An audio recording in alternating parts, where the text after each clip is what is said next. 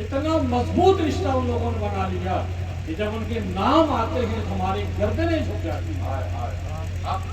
وہی کتاب جس کے بارے میں ہمیں پیغمبر نے بتایا تھا کہ قرآن جس سرزمین کی جس ٹکڑے پر مومن الحمدللہ رب العالمین کہہ لیتا ہے، اللہ رب العزت زمین کے اس حصے سے 40 سال کے لیے عذاب اٹھا لیا ہے۔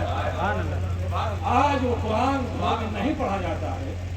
ہمیں یہ شک ہوتا ہے اگر رات کے اندھیرے میں ایک مرتبہ بندی کود جائے ہمارے گھر کی عورتوں کے دھڑکنیں بڑھ جاتی ہیں، وہاں پہ کوئی نہ کوئی بھوت آ گیا ہے، اب کسی عامل کو پکڑ کر اذان دلائی جائے گی، اب کسی قرآن حافظ کو پکڑ کر سورہ بقرہ پڑھایا جائے گا۔ جس قوم کے پاس قرآن جیسی کتاب موجود ہو، ایک مرتبہ چشتی صاحب میرے سامنے کی بات ہے کہ گوالیر کے سرزمین میں جو گوالیر کا راجہ ہے، اس زمانے وہ زندہ تھا، بعد میں بڑی پلاننگ کے تحت ان کو مروایا گیا۔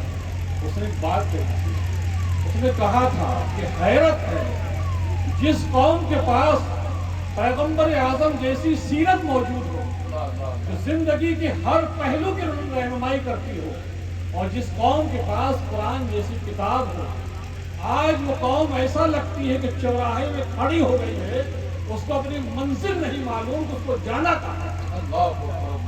اس قوم کے پاس اللہ کی کتاب موجود ہو، جو کتاب قرآن جو پروردگار سے رشتہ ملاتی ہو۔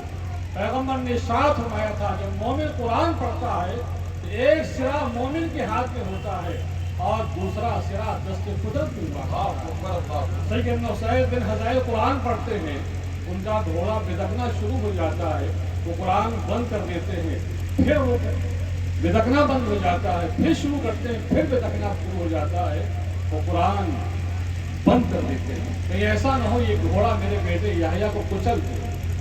سیدنا نبی کریم صلی اللہ علیہ وسلم کی بارگاہ میں حضرت یا رسول اللہ، آج تو عجیب منظر تھا، میں قرآن پڑھ رہا تھا، بڑی نورانی شکلیں نظر آ رہی تھی، میرا گھوڑا دیکھ کے بدک رہا تھا، میں ڈر رہا تھا کہ ایسا نہ ہو میرے بچے کو یہ گھوڑا گاؤں ڈالے، میں نے بند کر دیا۔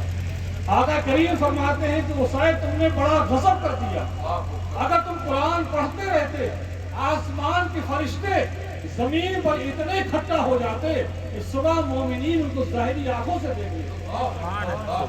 وہ قرآن تمہارے پاس موجود ہے، وہ اللہ کا کلام تمہارے پاس موجود ہے۔ مسلمانوں تم ہر مقام پہ تمہاری غفلتیں تمہارے ہلاکت کی پلانے میں بن چکی ہیں، تمہاری بربادی کے پورے پیمانے طے ہو چکے ہیں، ہر موڑ پہ تم غفلت کرتے ہو۔ آج جتنے کے پاس کاغذ موجود ہے، چاہے آدھار کی شکل کا ہو، چاہے پاسپورٹ کی شکل کا ہو، چاہے مارک شیٹ کی شکل کا ہو، کہیں محمد آگے ہے تو کہیں محمد پیچھے ہے، لیکن اس کی کوئی فکر نہیں ہے۔ دشمن تمہاری دہلیز تک پہنچ چکا ہے، کہیں مردم شماری کے نام پر، کہیں ووٹنگ کے نام پر، سامنے بھرنے والا فارم کیا بھر کے جا رہا ہے، تمہیں کوئی لینا دینا نہیں ہے، یہی تمہارا مقدر طے کر دے گا۔ تم ہو کہاں پر، تمہیں ہوش ہی نہیں ہے کہ آنے والا جو آ رہا ہے ہمارا وہ کہیں سے خیر خواہ نہیں ہے، وہ حکومت کا نمائندہ ہے، تمہاری بربادیوں کی تاریخ لکھنے آ رہا ہے۔ نہ تم مردم شماری میں حصہ لیتے ہو، نہ تم کسی چیز میں حصہ لیتے ہو۔